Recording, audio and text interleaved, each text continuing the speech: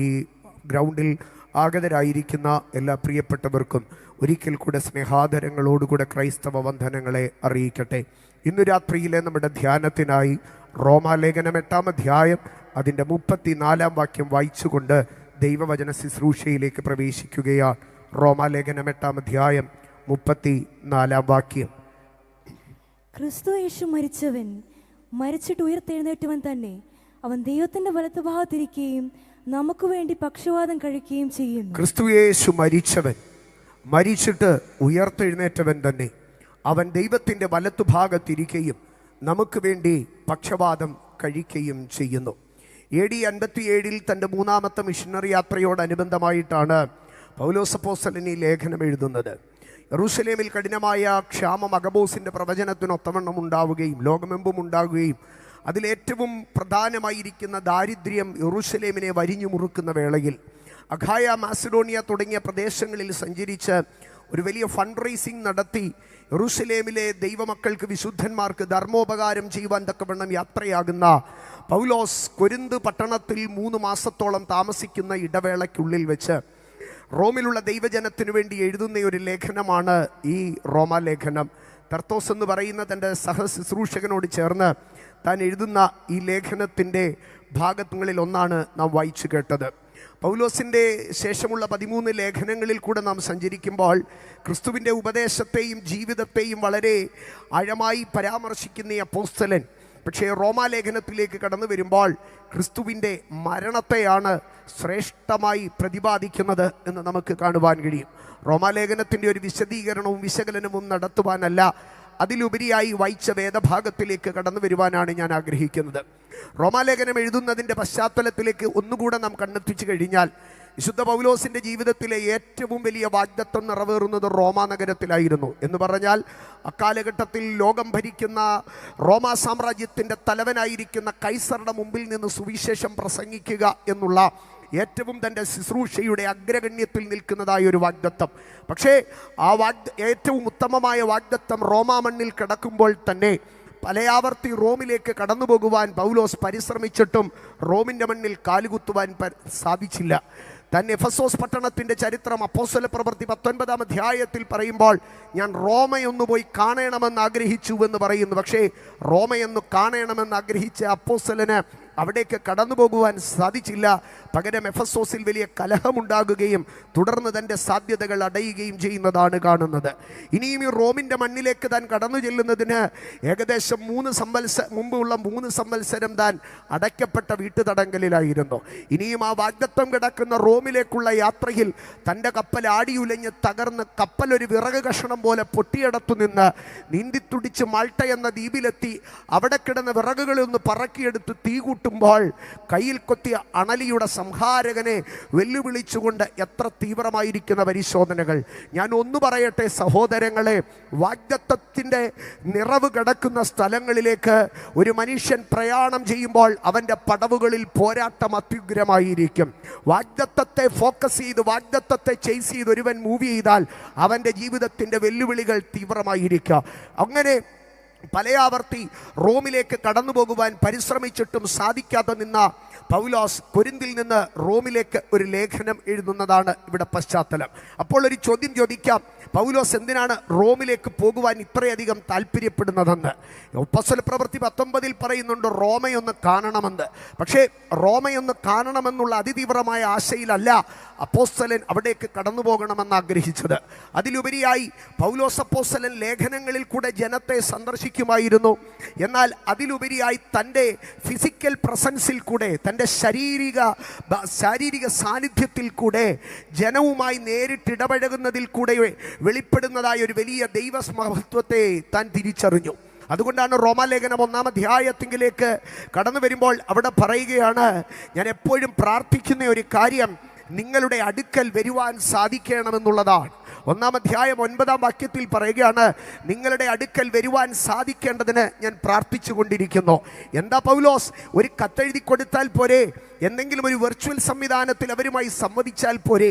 പക്ഷേ പൗലോസ് പറയുകയാണ്, അതിലുപരിയായി എനിക്കവരെ നേരിട്ട് കാണണമെന്ന ആഗ്രഹമുണ്ട്.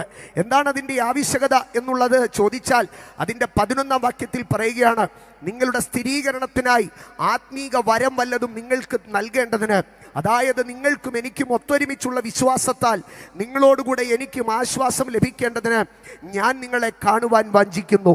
പൗലോസ് അവിടെ ഒരു അതിശ്രേഷ്ഠമായ യാഥാർത്ഥ്യം റോമിലുള്ള സഭയുടെ അടുക്കൽ പറയുകയാണ്. ലേഖനം വായിക്കുമ്പോൾ നിങ്ങൾക്ക് അറിവുകൾ കിട്ടും, പലയിടങ്ങളിലായി പ്രാർത്ഥിക്കുമ്പോൾ ആത്മീക അഭിവൃദ്ധി ഉണ്ടാകും. പക്ഷേ ഞാൻ വന്ന് നിങ്ങളെ നേരിട്ട് കണ്ടാൽ, ഒരു ഫിസിക്കൽ പ്രസൻസ് ഉണ്ടായിക്കഴിഞ്ഞാൽ അവിടെ കൃപാവരങ്ങളെ കൈമാറ്റം ചെയ്യുവാൻ കഴിയും. ഈ കാലഘട്ടത്തിൽ ഈ വാക്യത്തിന് വളരെയേറെ പ്രാധാന്യതയുണ്ട്. വീടിൻ്റെ സ്വീകരണ മുറിക്കകത്ത് വിരിച്ചൊരുക്കിയ നമ്മുടെ സോഫയ്ക്കകത്ത് തന്നെ ആവോളം വചനം കേൾക്കാൻ കഴിയുന്ന കാലം, ആവോളം ആരാധന കേൾക്കുവാൻ കഴിയുന്ന കാലം, ആവോളം പാട്ടുകൾ കേൾക്കാൻ കഴിയുന്ന കാലം, സഞ്ചരിക്കുന്ന വാഹനത്തിനകത്ത് മൂടിയിട്ട ചില്ലുകൾക്കകത്ത് നിരന്തരം വചനം കേൾക്കാനും പാട്ടുകൾ കേൾക്കാനും കഴിയുന്ന കാലം. ആകയാൽ കൂടിയിരുന്നുള്ള ആരാധനകൾക്കകത്ത് പലപ്പോഴും അതിൻ്റെ പ്രാധാന്യം കുറഞ്ഞു വരികയാണ്. പക്ഷേ പൗലോസ് പറയുകയാണ്, ഒരുമിച്ച് നമ്മളൊന്ന് ഇരുന്ന് കഴിഞ്ഞാൽ എൻ്റെ അകത്തു കിടക്കുന്ന ആത്മീക വരം നിങ്ങളിലേക്ക് ഇമ്പാർട്ട് ചെയ്യപ്പെടുമെന്ന് പറയുകയാണ്. ഇന്ന് രാത്രി ഞാൻ പറയട്ടെ, നല്ലതാണ് ജീവിത സാഹചര്യങ്ങൾ വർദ്ധിക്കുമ്പോൾ, വെർച്വൽ റിയാലിറ്റികൾ വർദ്ധിക്കുമ്പോൾ, വീടിൻ്റെ അകത്തളങ്ങളിലിരുന്ന് കയ്യിലൊതുങ്ങുന്ന ഒരു ചെറിയ സഞ്ചയത്തിനകത്ത്, തലയണയുടെ അപ്പുറത്ത് മാറ്റിവെച്ച ഒരു ഡിവൈസിനകത്ത് ദൈവവചനം കേൾക്കുന്നത് നല്ലതാണ്, ആശ്വാസകരമാണ്, അനുഗ്രഹമാണ്. പക്ഷെ പരിശുദ്ധാത്മാവിൻ്റെ തീവ്രത വെളിപ്പെടുന്നത് ആലയങ്ങൾക്കകത്തും ഗ്രൗണ്ടുകൾക്കകത്തുമാണ്. കാരണം ഒരു കൺവെൻഷൻ നടത്തുന്നതിന് മുന്നമേ ആ ഗ്രൗണ്ടിനകത്ത് മഹത്വം ഇറങ്ങണമേ എന്ന് പറഞ്ഞ് നാളുകൾ അഭിഷക്തന്മാർ പ്രാർത്ഥിക്കും. ആ ഗ്രൗണ്ടിനകത്ത് പന്തലിൻ്റെ കാല് നാട്ടുമ്പോൾ തുടങ്ങി ഇതിനകത്തൊരു മഹത്വം ഇറങ്ങണമേ എന്ന് പ്രാർത്ഥിക്കും. എൻ്റെ സഹോദരങ്ങളെ, ദൈവമഹത്വത്തിന് 2 തലങ്ങളുണ്ട്. ദൈവത്തിൻ്റെ മഹത്വം മന്ദിരത്തെ നിറച്ചിരിക്കുന്നത് കണ്ട യെശയ്യാവ് കേൾക്കുകയാണ്, സർവ്വഭൂമിയും അവൻ്റെ മഹത്വം കൊണ്ട് നിറഞ്ഞിരിക്കുന്നു. ആകയാൽ ലിറ്ററൽ പ്രസൻസ് എന്ന് പറയുന്ന ഒരു സംഗതിയുണ്ട്. അത് ദൈവ സാന്നിധ്യത്തിൽ ജനം കൂടിയിരിക്കുമ്പോഴാണ്. യേശു കർത്താവ് അതുകൊണ്ടാണ് ഭാവി കാലത്തെ കണ്ടറിഞ്ഞിട്ട് വിളിച്ചു പറഞ്ഞു, 2-3 പേർ എൻ്റെ നാമത്തിൽ എവിടെ കൂടുന്നോ അവരുടെ നടുവിൽ ഞാനുണ്ട്. വചനം കേൾക്കുന്നതിനപ്പുറം ലിറ്ററൽ ടാഞ്ചിബിൾ, തൊട്ടറിയുന്ന ഇന്ദ്രിയ ഗോചരമായിരിക്കുന്ന ഒരു സാന്നിധ്യം മനുഷ്യൻ അനുഭവിക്കുന്നത് അവൻ കൂടിയിരുന്ന് പ്രാർത്ഥിക്കുമ്പോഴാണ്. ഇന്ന് രാത്രി ഞാൻ പറയട്ടെ, എത്രകാലം നമുക്കിങ്ങനെ കൂടിയിരുന്ന് ആരാധിക്കാനും പ്രാർത്ഥിക്കാനും ഒക്കെ കാലം അനുവദിക്കുന്നുവെന്ന് അറിയത്തില്ല. ലഭിക്കുന്ന അവസരങ്ങളെ ആവോളം നമുക്ക് പ്രയോജനപ്പെടുത്താം. ഏറ്റവും അധികമായിട്ട് ആരാധനകൾക്ക് സൗകര്യപ്രദമായി പോകുന്ന ഒരു വിഭാഗം ഏത് എന്ന് ചോദിച്ചു കഴിഞ്ഞാൽ അത് പെന്തക്കോസുകാരാണ്. വെയിലാണെങ്കിൽ അവർ പറയും ചൂടാണ്, പോകാൻ ബുദ്ധിമുട്ടാണെന്ന്. മഴയൊക്കോളുണ്ടെങ്കിൽ അവർ പറയും മഴയാണ്, പോകാൻ ബുദ്ധിമുട്ടാണെന്ന്. മറ്റാരുടെയും കാര്യമല്ല, നമ്മളുടെ കാര്യമാണ്. കാരണം ദൈവത്തെ ഇത്രയധികം അടുത്തറിഞ്ഞതുകൊണ്ട്, ദൈവം ഇത്രയധികം കരുണയും മനസ്സലിവും നമ്മളോട് കാണിച്ചതുകൊണ്ട് നമുക്ക് ദൈവത്തോടുള്ള ഭയം കുറഞ്ഞുപോയി എന്നുള്ളത് ഒരു യാഥാർത്ഥ്യം ാണ്. മുൻപേ അഭിഷക്തന്മാർ ഇവിടെ കുഞ്ഞുങ്ങൾ അഭിഷേകം പ്രാപിച്ചതും സമർപ്പിച്ചതുമൊക്കെയായ സാഹചര്യങ്ങൾ പറഞ്ഞത് കേട്ടപ്പോൾ എൻ്റെ മനസ്സിൽ എൻ്റെ കുട്ടിക്കാലത്തിലെ ഒരു അനുഭവം ഓർത്തു. ഞാൻ ഒരിക്കലും മറക്കാത്ത ദിവസം, ഞാൻ അഭിഷേകം പ്രാപിച്ച ദിവസം. എൻ്റെ പിതാവ് 5 വയസ്സ് 4-ാമത്തെ വയസ്സിൽ അഭിഷേകം പ്രാപിച്ചു. എൻ്റെ ജ്യേഷ്ഠൻ 7-ാമത്തെ വയസ്സിൽ അഭിഷേകം പ്രാപിച്ചു. ആകയാൽ എൻ്റെ വീട്ടിലെ ഏറ്റവും അനാത്മീയൻ ഞാനായിരുന്നു. 9 വയസ്സുള്ള ഒരു ദിവസത്തിലെ അവധി ദിവസത്തിൽ ദൂരത്ത് നടക്കുന്ന ഒരു ഉപവാസ പ്രാർത്ഥനയ്ക്ക് തലേന്ന് അമ്മ പറഞ്ഞു, നാളെ രാവിലെ നിന്നെ ഉപവാസ പ്രാർത്ഥനയ്ക്ക് കൊണ്ടുപോകുക. അവിടെ കൊണ്ടുപോയി ഇരുത്തും. അവിടെ ഇരുന്ന് അഭിഷേകം പ്രാപിച്ചില്ലെങ്കിൽ തിരിച്ച് വീട്ടിൽ കൊണ്ടുവരത്തില്ല, അവിടെ എവിടെങ്കിലും കളഞ്ഞിട്ട് പോരുമെന്ന്. വയസ്സ് 9. രാവിലെ 6-നും 7-നും ഇടയ്ക്ക് ഒരു ഫാസ്റ്റ് ഉണ്ട് ഞങ്ങളുടെ ജംഗ്ഷനിൽ നിന്ന്. 6-നും 7-നും ഇടയ്ക്ക് എന്ന് പറഞ്ഞാൽ അന്നത്തെ KSRTCക്ക് കൃത്യമായ സമയമില്ല. ചിലപ്പോൾ അത് 7:10 വരുന്നത്, ചിലപ്പോൾ അത് 6:10 വരുന്നത്. ആകയാൽ 6 മണിയാവുമ്പോഴേ ജംഗ്ഷനിൽ പോയി നിൽക്കുക. അതിന് ഇഷ്ടമുള്ള സമയത്ത് വരിക. ആ വാഹനത്തിന് കയറിയാൽ ആ പറയുന്ന സ്ഥലത്ത് ഏതാണ്ട് 8 മണിക്ക് മുമ്പ് എത്തുക. അവിടെ പ്രാർത്ഥന തുടങ്ങുന്നത് 10 മണിക്കാണ്. 8 മണിക്ക് അവിടെ ചെന്ന് അപ്പോഴേ ഹോളിൽ പിടിച്ചിരുത്തിയിട്ട് പറഞ്ഞു, 10 മണിക്ക് ആരാധന തുടങ്ങുന്നിടം വരെ നീ അവിടെ ഇരുന്ന് പ്രാർത്ഥിക്കുക, അഭിഷേകം പ്രാപിക്കാതെ നിന്നെ ഇന്ന് വീട്ടിൽ കൊണ്ടുപോകത്തില്ലെന്ന്. പരിശുദ്ധാത്മാവ് എന്തിനാ എന്തിനാണെന്ന് എനിക്കറിയത്തില്ല, അഭിഷേകത്തിൻ്റെ നിറം എന്തിനാണെന്ന് എനിക്കറിയത്തില്ല. 9 വയസ്സുകാരൻ അറിയാവുന്നത് ചുരുക്കമാണ്. പക്ഷേ എൻ്റെ ഉൾത്തടത്തിൽ ഒരു ഭയം തട്ടി, ഇന്ന് അഭിഷേകം പ്രാപിച്ചില്ലെങ്കിൽ എന്നെ വീട്ടിൽ കൊണ്ടുപോകത്തില്ലെന്ന്. അവിടെ ഇരുന്ന് ഞാൻ കരഞ്ഞ് ദൈവത്തോട് പ്രാർത്ഥിച്ചു, കർത്താവേ, എനിക്ക് പരിശുദ്ധാത്മാവിൻ്റെ അഭിഷേകം പ്രാപിക്കണം. എനിക്കൊരു കുഴപ്പമുണ്ടായിരുന്നു കേട്ടോ. ഹിന്ദിക്ക് ഞാൻ വളരെ ഹിന്ദിക്ക് വളരെ വീക്കായിരുന്നു. ആകയാൽ എല്ലാ പ്രാവശ്യവും ഹിന്ദിക്ക് മാർക്ക് കിട്ടുമ്പോൾ ICSE സിലബസ് ആയിരുന്നത് കാരണം ഡൽഹി ഹിന്ദിയാണ്, ഒന്നും മനസ്സിലാവത്തുമില്ല. അപ്പോൾ ഹിന്ദിക്ക് മാർക്ക് കുറവാണ്. അപ്പോൾ ഹിന്ദിക്ക് ആൻസർ പേപ്പർ കിട്ടിക്കഴിഞ്ഞാൽ വീട്ടിൽ ഒരിക്കലും പറയത്തില്ല പേപ്പർ കിട്ടിയില്ലെന്ന് പറയും. ഹിന്ദി ടീച്ചർക്ക് പനി, അതുകൊണ്ട് വന്നില്ല എന്നാണ് എന്നും പറയുന്നത്. പക്ഷേ ഒരു 9 വയസ്സുകാരൻ്റെ ബാഗ് വീട്ടിൽ തപ്പുമെന്നുള്ള സത്യം നമ്മൾ അറിയുന്നില്ലല്ലോ. അവർ ഈ ആൻസർ പേപ്പർ എടുത്ത് മാറ്റി വെച്ചിട്ട് 10 പ്രാവശ്യം നമ്മളെ കണ്ട് കള്ളം പറയിപ്പിക്കും. എടാ, ഹിന്ദിയുടെ പേപ്പർ കിട്ടിയോ, ഹിന്ദിയുടെ പേപ്പർ കിട്ടിയോ? അത് കാരണം വീട്ടിൽ ഏറ്റവും വലിയ ആരോപണം, നീ ഹിന്ദിയുടെ പേപ്പർ മാറ്റി വെച്ച് കള്ളം പറഞ്ഞത് കൊണ്ടാണ് നിനക്ക് അഭിഷേകം ലഭിക്കാത്തത്.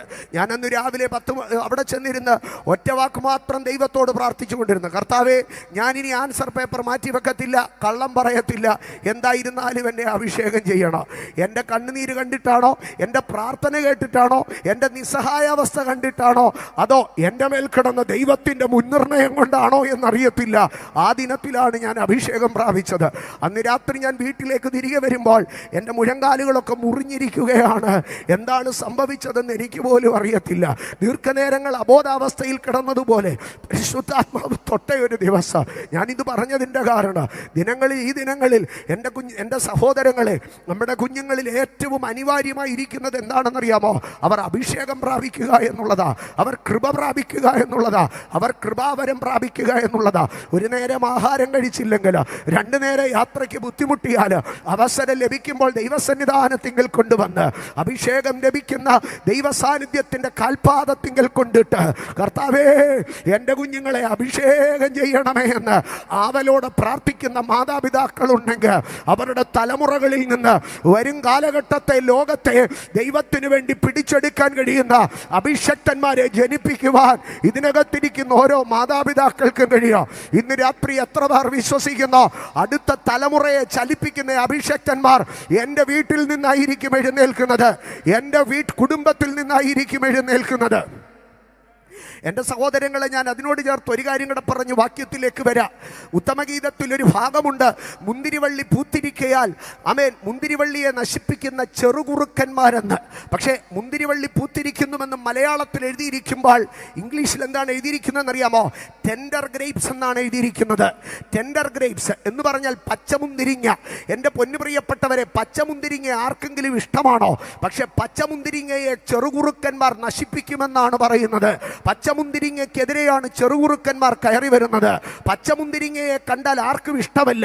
ഇന്ന് രാത്രി ഞാൻ പറയാം, നിങ്ങളുടെ കുഞ്ഞുങ്ങൾ പലരും പച്ചമുന്തിരിങ്ങയായിരിക്കാം. പക്ഷെ ഒരു കാര്യം പറയാം, നാളുകൾ കഴിയുമ്പോൾ പച്ചമുന്തിരിങ്ങയുടെ നിറം മാറും, പച്ചമുന്തിരിങ്ങയുടെ രുചി മാറും, പച്ചമുന്തിരിങ്ങയുടെ കളറ് മാറും, പച്ചമുന്തിരിങ്ങയുടെ മണം മാറും. പച്ചമുന്തിരിങ്ങയ്ക്കകത്ത് രുചിയും മണവും ഗുണവുമുള്ള പഴുത്ത വീഞ്ഞ് ജനിപ്പിക്കുന്നതായ ഒരു മുന്തിരിങ്ങ ജനിച്ചു വരാം.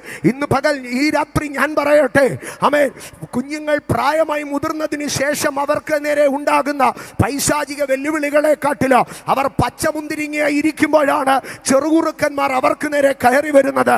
ആകയാൽ ഈ നാളുകളിൽ പച്ചമുന്തിരിങ്ങ കായ്ച്ചു നിൽക്കുന്ന മുന്തിരിത്തോട്ടമുള്ള കുടുംബങ്ങളൊക്കെ പലവിധമായ പച്ചിപ്പും പലവിധമായ പുളിപ്പും പലവിധമായ ചവർപ്പും നിന്റെ കുഞ്ഞിനുണ്ടായിരുന്നേക്കാം. അവൻ പറഞ്ഞ അനുസരിക്കാത്ത പുളിപ്പോ അവന്റെ വിദ്യാഭ്യാസത്തിലെ ചവർപ്പോ ഒക്കെ നിന്റെ ജീവിതത്തിൽ നിന്റെ കുഞ്ഞുങ്ങളിൽ കണ്ടേക്കാം. പക്ഷെ ഇന്നവൻ പച്ചമുന്തിരിങ്ങയാണെങ്കിൽ നാളെ അവൻ വീഞ്ഞെടുക്കുന്നതായ നല്ല മുന്തിരിക്കുലകളാണ് ദൈവം നിനക്ക് നൽകിയിരിക്കുന്നത്.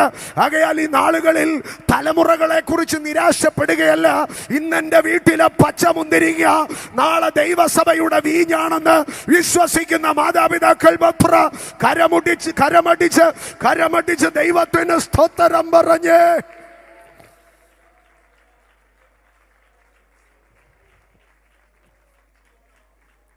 എൻ്റെ സഹോദരങ്ങളെ, പൗലോസ് റോമ ലേഖനം എഴുതുമ്പോൾ പൗലോസ് ഒരു പുതുലോക സങ്കല്പമാണ് എഴുതുന്നത്. എന്ന് പറഞ്ഞാൽ പഴയ ലോകത്തെ മറക്കാം, പുതിയൊരു ലോകം. ആദിമ ഏഥനെയും ആദാമിനെയും മറക്കാം.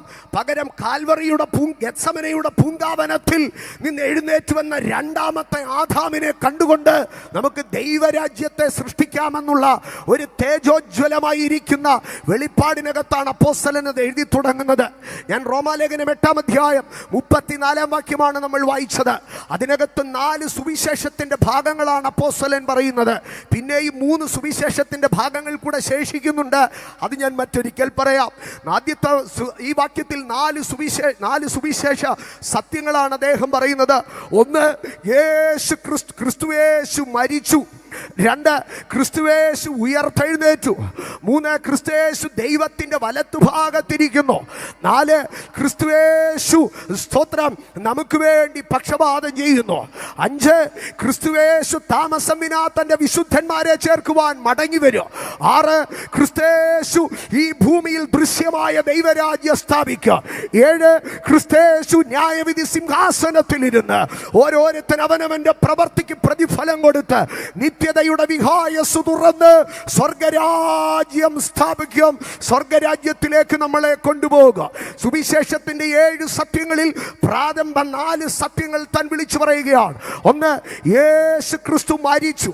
ക്രിസ്തുയേശു മരിച്ചു. 2, ക്രിസ്തുയേശു ഉയർത്തു. 3, ക്രിസ്തുയേശു സ്വർഗത്തിലിരിക്കുന്നു.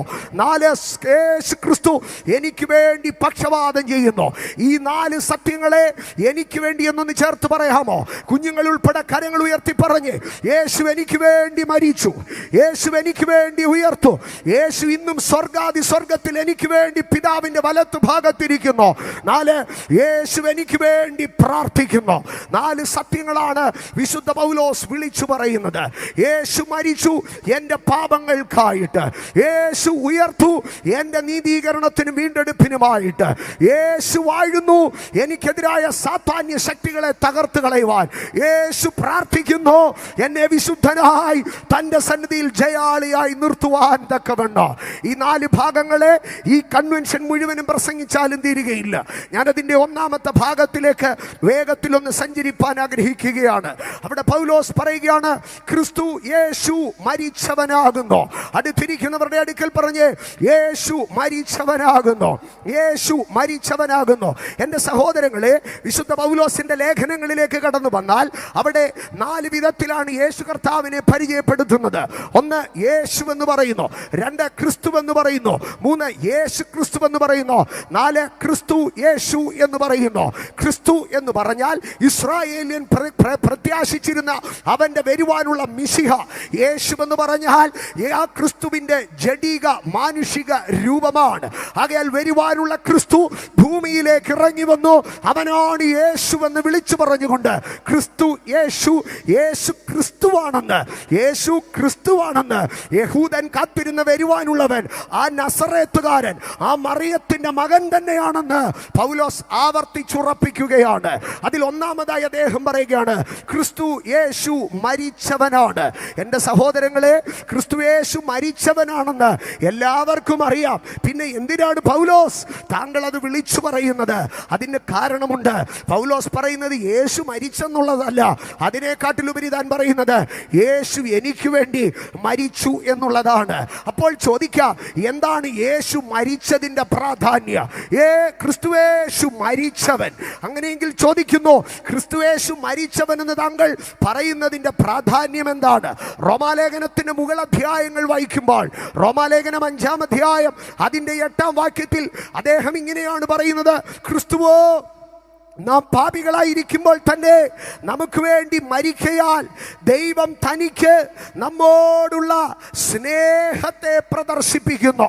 അപ്പോൾ പൗലോസ് പറയുകയാണ്, ക്രിസ്തുയേശു മരിച്ചവൻ എന്ന് പറഞ്ഞാൽ ക്രിസ്തുയേശുവിൻ്റെ മരണത്തിൽ കൂടെ ദൈവം നമ്മെ സ്നേഹിക്കുന്നുവെന്ന് താൻ പ്രദർശിപ്പിച്ചു.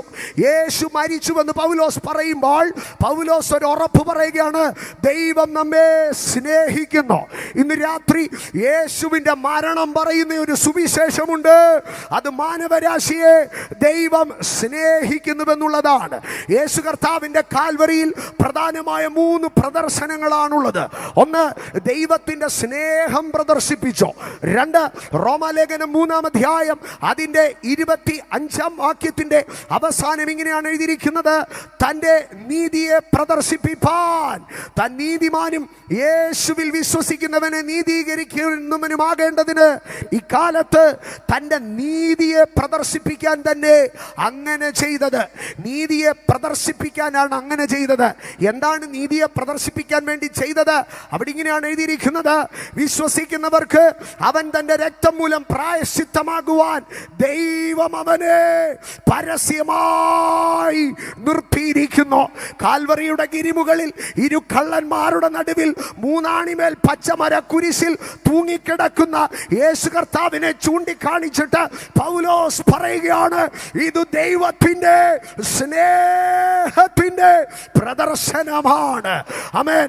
തലയിൽ മുൾക്കിരീടം ചൂടി കണ്ടാൽ ആളറിയാതെ വേണ്ട ഉഴവുചാൽ പോലെ കീറപ്പെട്ട ശരീരത്തിൽ ധാരധാരയായി ഒഴുകുന്ന രക്തത്തിൽ അലങ്കൃതമായി കിടക്കുന്ന ആ ശരീരത്തെ നോക്കിയിട്ട് പൗലോസ് വിളിച്ചു പറയുകയാണ്, ഇത് ദൈവത്തിന്റെ നീതിയുടെ പ്രദർശനമാണ്.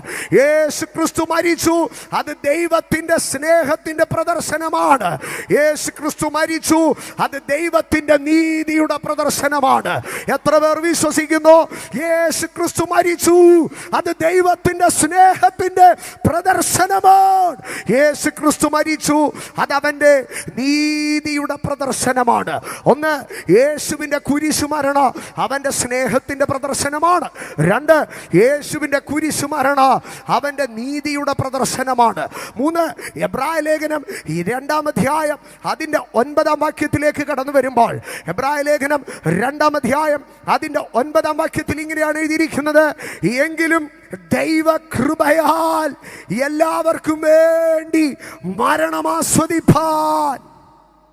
അപ്പോൾ എല്ലാവർക്കും വേണ്ടി മരണം ആസ്വദിക്കുന്ന യേശുവിനെ ചൂണ്ടിക്കാണിച്ചിട്ട് പൗലോസ് വിളിച്ചു പറയുകയാണ്, ഇത് ദൈവത്തിന്റെ കൃപയാണ്. ഞാൻ ആവർത്തിക്കട്ടെ, യേശുവിന്റെ കാൽവറി മരണം ദൈവത്തിന്റെ സ്നേഹത്തിന്റെ പ്രദർശനമാണ്. യേശു ക്രിസ്തുവിന്റെ കാൽവറി മരണം അവന്റെ നീതിയുടെ പ്രദർശനമാണ്. യേശു ക്രിസ്തുവിന്റെ കാൽവറി മരണം അവന്റെ കൃപയുടെ പ്രദർശനമാണ്. ഇന്ന് രാത്രികാല ആ കാൽവറിയിലേക്ക് നോക്കിയിട്ട് പറഞ്ഞാട്ടെ, എനിക്ക് ദൈവത്തിന്റെ സ്നേഹത്തെ കാണാം, എനിക്ക് ദൈവത്തിന്റെ നീതിയെ കാണാം, എനിക്ക് ദൈവത്തിന്റെ കൃപയെ കാണാം. ആ കുരിശിനെ നോക്കിയാൽ 2 കള്ളന്മാരുടെ നടുവിൽ 3 ആണിമേൽ മുൾക്കിരീടം ചൂടി കിടക്കുന്ന ഒരു യൗവനക്കാരന്റെ ശരീരമല്ല, അതിലുപരിയായി അതിൽ കാണുന്നത് ദൈവത്തിന്റെ സ്നേഹമാണ്, അതിൽ കാണുന്നത് ദൈവത്തിന്റെ നീതിയാണ്, അതിൽ കാണുന്നത് ദൈവത്തിന്റെ കൃപയാണ്. ഇന്ന് രാത്രി ആ കാൽവറിയിലേക്ക് കണ്ണുകൾ ഉയർത്തി ഒന്ന് പറഞ്ഞ്, ഇത് ദൈവത്തിന്റെ സ്നേഹമാണ്, ഇത് ദൈവത്തിന്റെ നീതിയാണ്, ഇത് ദൈവത്തിന്റെ കൃപയാണ്. എന്തൊരു സ്നേഹമിത്, നിണം ചൊരിഞ്ഞു മരിച്ചിടുവാൻ ദേവനന്ദനനീ നരരെ കരുതി ജഡമെടുപ്പതിനാ മനസാ. ദേവനന്ദനനീ നരരെ കരുതി ജഡം എടുപ്പതിനായി മനസാ. എന്തൊരു സ്നേഹമിത്, നിണം ചൊരിഞ്ഞു മരിച്ചിടുവാൻ കരമടിച്ചൊന്ന് പറഞ്ഞ്, ദേവനന്ദനനി നരരെ കരുതി ജഡമെടുപ്പതിനായി മനസാ. ദേവനന്ദനനി നരരെ കരുതി ജഡമെടുപ്പതിനായി മനസാ. അവൻ താഴ്ചയിൽ നമ്മളെ ഓർക്കുകയാൽ തൻ പദവി വെടിഞ്ഞിതുഹാ. അവൻ താഴ്ചയിൽ നമ്മളെ ഓർക്കുകയാൽ തൻ പദവി വെടിഞ്ഞിതുഹാ. എന്തൊരു സ്നേഹമിത്, നിണം ചൊരിഞ്ഞു മരിച്ചിടുവാൻ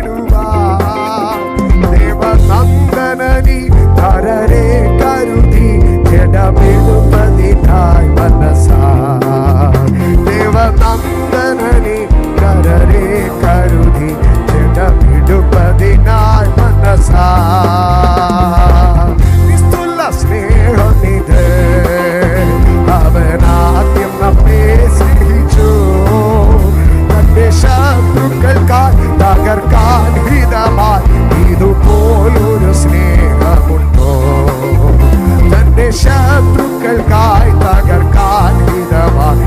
ഇതുപോലൊരു സ്നേഹമുണ്ടോ? അവൻ കാഴ്ചയിൽ നമ്മളെ ഓർക്കുകയാൽ പദവി വെടിഞ്ഞിടുക. അവൻ കാഴ്ചയിൽ നമ്മളെ ഓർക്കുകയാൽ പദവി വെടിഞ്ഞിടുക.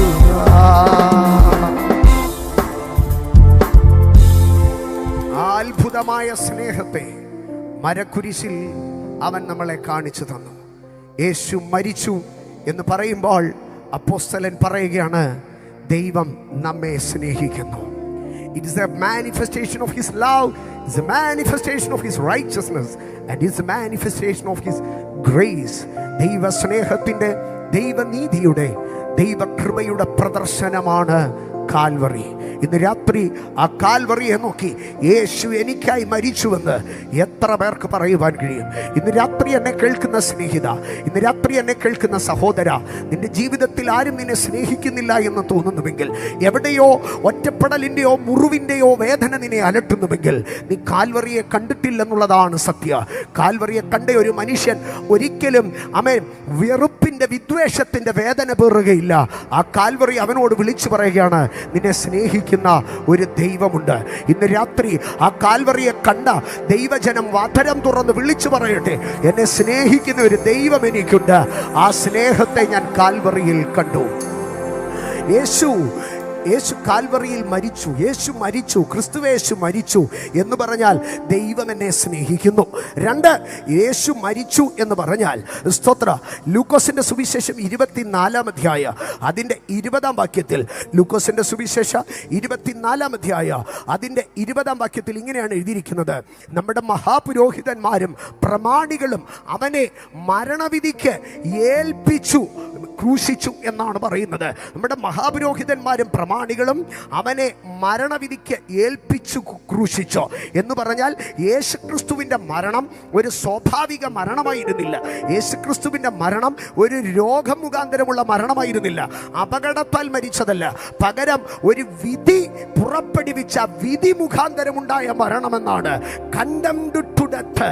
യേശുക്രിസ്തുവിനെ മരണത്തിലേക്ക് ആരോപണ വിധേയനായി, കുറ്റാരോപിതനായി മരണം ചാർത്തിക്കൊടുത്തുവെന്ന് എന്ന് പറഞ്ഞാൽ യേശുക്രിസ്തുവിൻ്റെ മരണം ഒരു ശിക്ഷാവിധിയായിരുന്നുവെന്ന്. എൻ്റെ സഹോദരങ്ങളെ, റോമാലേഖനം 8-ാം അധ്യായം 34-ാം വാക്യത്തിൻ്റെ പ്രസക്തി ഇവിടെയാണ്. പൗലോസ് പറയുകയാണ്, ക്രിസ്തുവേശു മരിച്ചവനാണെന്ന്. അത് ഏത് സാഹചര്യത്തിലാണ് പൗലോസ് പറഞ്ഞതെന്നറിയാമോ? റോമാലേഖനം 8-ാം അധ്യായം 31 തുടങ്ങിയുള്ള വാക്യങ്ങളിൽ പൗലോസ് 7 ചോദ്യങ്ങളെ ചോദിക്കുകയാണ്. ഒന്നാമതായി ചോദിക്കുന്ന ചോദ്യം, ഞാൻ ഈ പ്രശ്നങ്ങളുടെ നടുവിൽ, ഈ വിഷയങ്ങളുടെ നടുവിൽ ഞാൻ എന്താണ് പറയേണ്ടത്? ഉത്തരം മുട്ടുന്ന ഒരു മനുഷ്യന് പറയാനുള്ളൊരു സ്ഥലം കാൽവറിയാണ്. ഞാൻ എന്താ പറയേണ്ടത്? 2, താൻ ചോദിക്കുന്ന ഒരു ചോദ്യമുണ്ട്, എനിക്ക് എന്താ പറയേണ്ടെന്ന് അറിയാത്ത സാഹചര്യങ്ങളിൽ ഒരടുത്ത ചോദ്യം എൻ്റെ അകത്തുനിന്ന് വരികയാ, ദൈവം എനിക്ക് അനുകൂലമെങ്കിൽ പ്രതികൂലം ആർ. 2ാമത്തെ ചോദ്യം, ദൈവം എനിക്ക് അനുകൂലമെങ്കിൽ പ്രതികൂലമാർ. 3ാമത്തെ ചോദ്യം, തൻ്റെ ജീവിതത്തിൻ്റെ, തൻ്റെ ജനത്തിൻ്റെ ശൂന്യതകളെ ചൂണ്ടിക്കാട്ടി ചോദിക്കുക, സ്വന്തം പുത്രനെ ആദരിക്കാതെ നമുക്ക് വേണ്ടി ഏൽപ്പിച്ചു തന്നവൻ അവനോടുകൂടെ എന്തെങ്കിലും ഒന്ന് നൽകാതിരിക്കുമോ എന്ന് ചോദിച്ച് 3ാമത്തെ ചോദ്യം.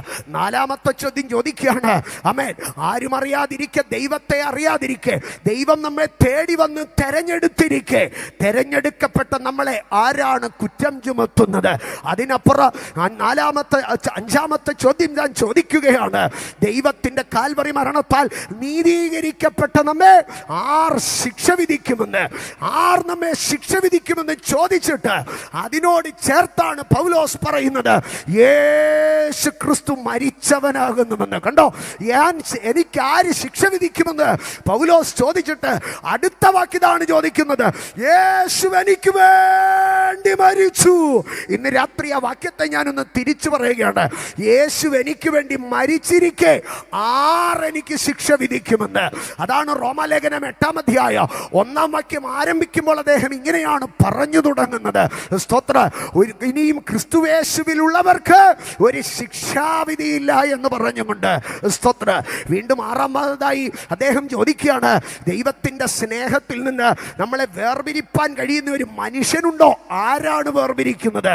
വീണ്ടും 7-ാമത്തെ ചോദ്യം, കഷ്ടത, പട്ടിണി, നഗ്നത, ഉപദ്രവം, ആപത്ത്, വാള് തുടങ്ങിയ 7 വിഷയങ്ങളെ ചൂണ്ടിക്കാട്ടിയിട്ട് 7 സംഗതികളെ ഒരൊറ്റ കൈപ്പിടിയിൽ ഒതുക്കി പൗലോസ് ചോദിക്കുക, ഈ 7 സാധനങ്ങൾക്ക് നമ്മളെ ആമേൻ ക്രിസ്തുവിൻ്റെ സ്നേഹത്തിൽ നിന്ന് വേർപിരിപ്പാൻ കഴിയുമോ? ഞാൻ എന്താ പറയേണ്ടത്? എനിക്ക് ദൈവം അനുകൂലമാണെങ്കിൽ പിന്നെ ആരാ പ്രതികൂലമായി നിൽക്കുന്നത്? ആമേൻ. എൻ്റെ ശൂന്യതകളുടെ നടുവിൽ എൻ്റെ ദൈവം തൻ്റെ പുത്രനെ തന്നെ എനിക്ക് നൽകിയെങ്കിൽ എന്തെങ്കിലും ഒന്ന് എനിക്ക് തരാതിരിക്കുമോ? 4, എൻ്റെ ദൈവം എന്നെ തെരഞ്ഞെടുത്തിരിക്കെ എന്നെ ആര് കുറ്റം ആരോപിക്കുക? ഒരു പൈശാചിക മണ്ഡലങ്ങൾക്ക് സാധ്യമല്ല. 5, എൻ്റെ യേശു ക്രൂശിൽ മരിച്ചിരിക്കെ എനിക്ക് ആർ ശിക്ഷ വിധിക്കുക? ഇന്ന് രാത്രികാലം ഞാൻ പറയട്ടെ, യേശു മരിച്ചുവെന്ന് പൗലോസ് വിളിച്ചു പറയുമ്പോൾ പറയുകയാണ്, ആമേ, എൻ്റെ അതിക്രമങ്ങൾക്ക് പകരമായി യേശു മരിച്ചുവെന്ന്. അതുകൊണ്ടാണ് റോമാലേഖന 4-ാം അധ്യായം അതിൻ്റെ 24-ാം വാക്യത്തിൽ, റോമർ 4:24, അവിടെ പൗലോസ് ഒരു വാക്കിങ്ങനെ പറയുകയാണ്, നമ്മുടെ അതിക്രമങ്ങൾ നിമിത്തം മരണത്തിന് ഏൽപ്പിച്ചു എന്ന് പറയുകയാണ്. നമ്മുടെ അകൃത്യങ്ങൾ നിമിത്തം, അതിക്രമങ്ങൾ നിമിത്തം യേശുവിനെ മരണത്തിന് ഏൽപ്പിച്ചോ? അങ്ങനെയെങ്കിൽ പൗലോസ് യേശു മരിച്ചു എന്ന് പറയുമ്പോൾ പൗലോസിനെതിരെ പിശാച് ഉയർത്തുന്ന, ആമേൻ, ദൈവസഭയ്ക്കെതിരെ പിശാച് ഉയർത്തുന്ന അത്ര ദുരാരോപണങ്ങളുടെ നടുവിൽ നിന്നുകൊണ്ട്, അത്ര ശിക്ഷാവിധിയുടെ നടുവിൽ നിന്നുകൊണ്ട്, അത്ര ശാപവിധികളുടെ നടുവിൽ നിന്നുകൊണ്ട് പൗലോസ് വിളിച്ചു പറയുകയാണ്, യേശു മരിച്ചു.